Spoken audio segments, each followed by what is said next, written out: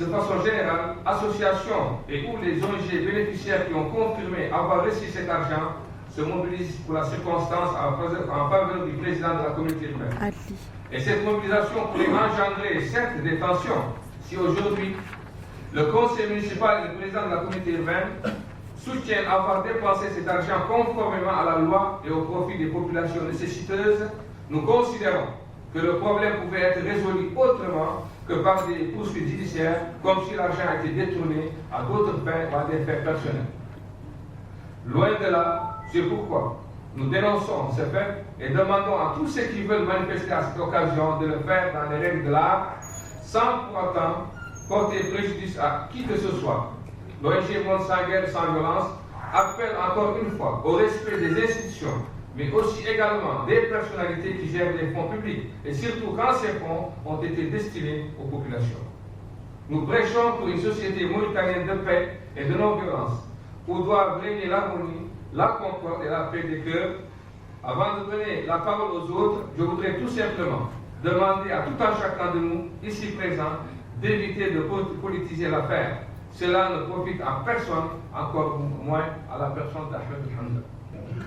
Nous, on apporte un soutien en la personne de M. Ahmed Hamza.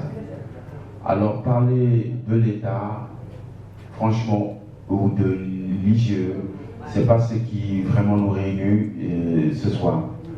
Alors je vais redemander une fois de plus, et à la presse, et au public, de vraiment cerner le contexte de cette conférence dans ce qui a été dit tout de suite par le président, et par Mimi et par M.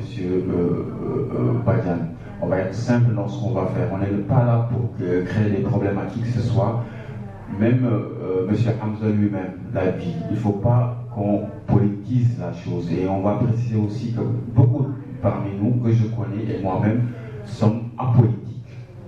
Alors on n'est pas là pour jeter des fleurs à Hamza, ni jeter des pierres à qui que ce soit. On est là pour... L'inspection générale de l'État ne serait pas habilitée à contrôler la gestion des conseils municipaux. En dépit de tout ce qui précède, l'inspection générale de l'État a sommé M. Ahmed Hamza de restituer les dites sommes, soit 350 millions d'oublias.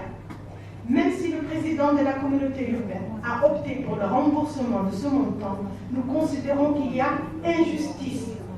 À cet effet, nous, artistes, organisations non gouvernementales, organisations de la société civile, acteurs culturels, réunis au sein d'une coordination, après avoir examiné cette affaire au relent politique, déclarons notre soutien ferme à Ahmed Hamza dans cette épreuve où tout indique qu'il y est victime, qu'il est la victime désignée.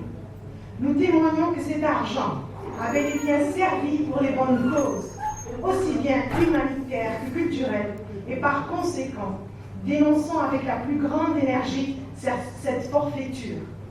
Nous exigeons qu'il soit mis fin à cette procédure et que le président de la communauté urbaine de Nouakchott soit rétabli dans son honneur, bafoué par l'infamie de telles accusations. Nous attirons l'attention des citoyens épris de paix et de justice et prenons l'opinion nationale et internationale à témoin sur ces griefs que pourrait subir un autre Ahmed Hamza et sur d'éventuelles conséquences que pourrait engendrer un acharnement contre un homme honnête et juste, transparent dans sa gestion, qui n'a fait qu'exécuter son travail et satisfaire les populations nécessiteuses dont la plupart